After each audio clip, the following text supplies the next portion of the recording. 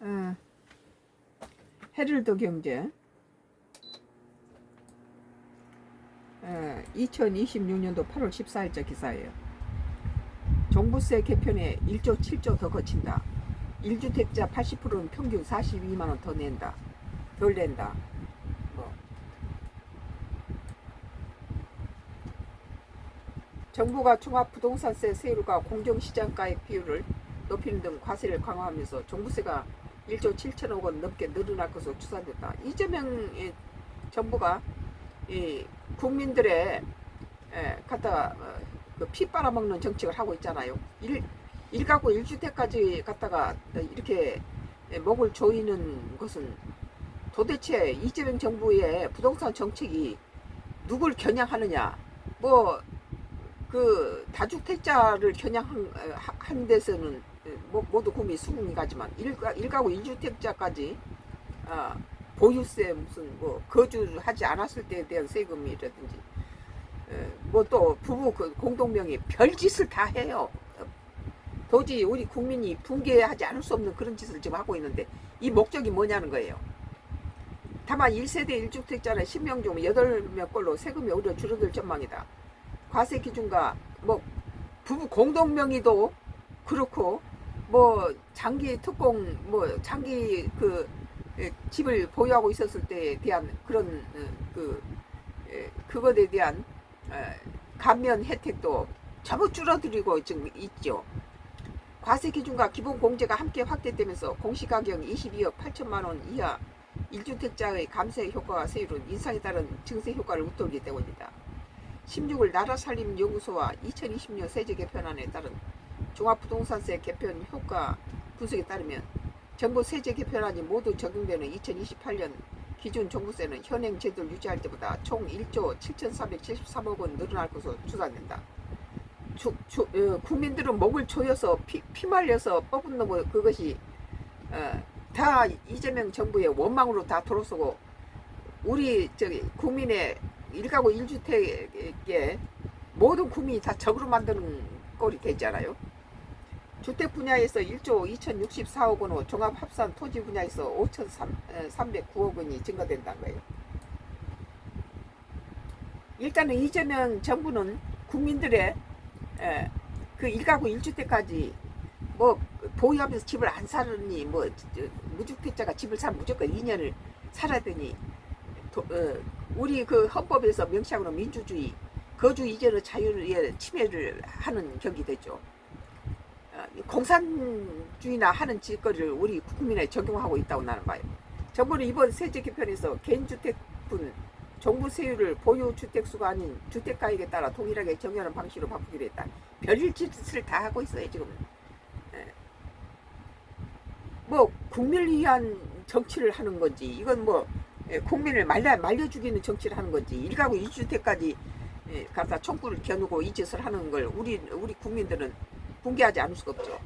이 과정에서 2주택 이하 보유자의 세율을 단기적으로 높이고 2주택 이하 법인 세율도 현행 2.7에서 2027년 3.5, 2028년 이후 5%까지 인상한다. 계속 올린다는 거예요. 이거 안 해도 물가가 올라서 힘든 국민들한테 이게 뭔 짓거리인지 모르겠어요. 응? 세금을 매길 때 과세 표준에 반영하는 공정시장가의 비율도 오른다. 1세대 1주택자와 1 내지 2주택자는 현행 60%에서 70%로 3주택 이상 보유자는 2027년 70%에서 2028년 80% 높아진다. 종합합산 토지 역시 과세 표준 45억 원 초과 구간의 최고 세율이 3%에서 4%로 오른다. 종부세 강화에서도 1세대 1주택 대부분 세부담이 줄어들 전망이다. 2025년 기준 종부세 부과 대상인 1세대 1주택자 15만 2,654명 가운데 12만 4,648명 80.6%는 개편 이후 종부세가 총 524억 원 감소한다. 1인당 평균 42만 원을 덜 내는 셈이다. 반면 나머지 2만 8,006명 18.4%는 총 1,489억 원 1인당 평균 532만 원을 더 내게 된다. 결과적으로 1세대 뭐 강남 죽이기를 하는 거죠. 1세대 2주택자 전체 종부세는 964억 원 늘지만 중세 부담은 일부 고가주택 보유자에 집중되는 구조다. 증세와 감세를 가르는 기준은 공시가격 약 22억 8천만 원이다. 공시가격이 이를 밑돌며 기본공제 확대에 따른 감세 효과가 공정시장가액 비율과 세율 인상에 따른 증세 효과보다 크다. 반대로 22억 8천만 원을 넘으면 세율과 공정시장 가액의 상승 효과가 기본공제 확대를 효과를 웃돌면서 세부담이 늘어난다. 그러니까 공시지가가 22억 8천을 넘었을 때 좀 문제가 되는군요. 1주택자 종부세 과세 문턱 자체도 높아진다. 정부는 1세대 1주택자의 종부세 부과 기준을 공시가격 12억 초과에서 14억 초과로 올리고 실제 거주하는 1주택자 기본공제 역시 12억 원에서 14억으로 확대하기로 했다. 근데 거기 살지 않은 사람은 또 뭐 9억으로 떨어뜨린다 하니까 그게 그거죠. 이에 기존 1세대 1주택 종부세 대상자 가운데 36,490명 23.9%가 과세 대상에 제외될 것으로 추산된다. 현행 기준으로 종부세를 내던 1주택자 4명 중 1명가량이 종부세를 내지 않게 되는 셈이다.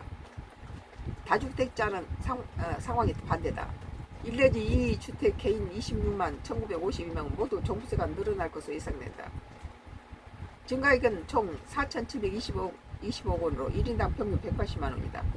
3주택 이상 개인 6만 6,873명 모두 세부담이 늘어 총 2,750원 1인당 평균 411만 원을 더 내게 된다. 다주택자의 세부담이 커지는 건 기본공제 축소와 공정시장가액 비율 인상 등이 동시에 적용되기 때문이다. 현재 9억 원인 1 내지 2주택자 기본공제는 4억 원 플러스 5억 원 플러스 전세 보유주택 중 거주주택 가액 비중으로 바뀐다. 거주를 하고 안 하고가 무슨 소용이 있습니까? 1가구 1주택은 전부 자기가 살든지 말든지 같은 그 비중으로 다뤄줘야지. 3주택 이상은 공정시장 가액 비율이 현행 60%에서 2028년 80%까지 올라가는 영향이 특히 크다. 뭐 세금 가지고 국민을 가지고 이 손바닥에 놓고 이런 식으로 갖다 먹을 조 있는데 법인 역시 세부담이 일제히 증가한다. 2주택 이하 법인 5만 161개는 종부세가 총 2,472억 원 늘어서 법인당 평균 493만 원을 더 내게 된다. 3주택 이상 법인 6,799개의 증가액은 총 1,158억 원으로 법인당 평균 1,703만 원에 달한다. 주택분 종부세 증가액을 모두 합하면 개인이 8,434억 원, 법인이 3,630억 원이다. 세무담 증가폭의 가장 큰 대상은 고가 토지 보유자다. 종합합산 토지 종부세 대상 9만 9,742명 법인 가운데 공시가격이 50억을 초과하는 토지 보유한 3,556명 법인에 대해서만 최고세율 인상의 영향을 받는다. 이들의 종부세 증가액은 총 5,309억 원으로 1인당 법인당 평균 1억 4,900만 원에 달한다. 나머지 96.4%는 이번 개편에 다른 종부세 변동이 없다.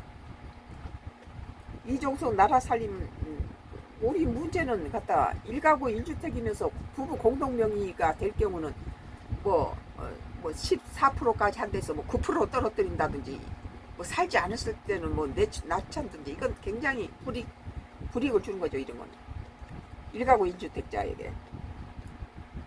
이종석 나라살림연구소 자문위원은 종부세 세율과 공정시장가액 비율 등을 높여 전반적인 과세를 강화하면서도 1세대 2주택자의 과세 기준과 기본공제를 확대해 정책 방향이 엇갈린 측면이 있다며 특히 세율은 주택수에 따른 차이를 없애는 방향으로 바꾸면서 공정시장가액 비율과 기본공제는 오히려 과세 대상별로 세분화해 종부세 과세 체계가 더 복잡해질 수 있다고 지적했다.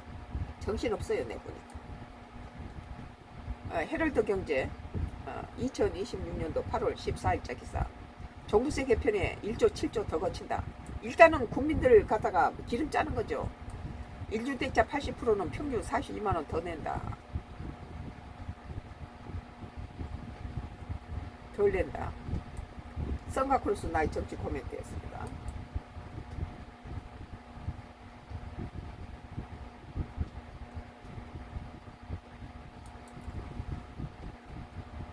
서울경제예요.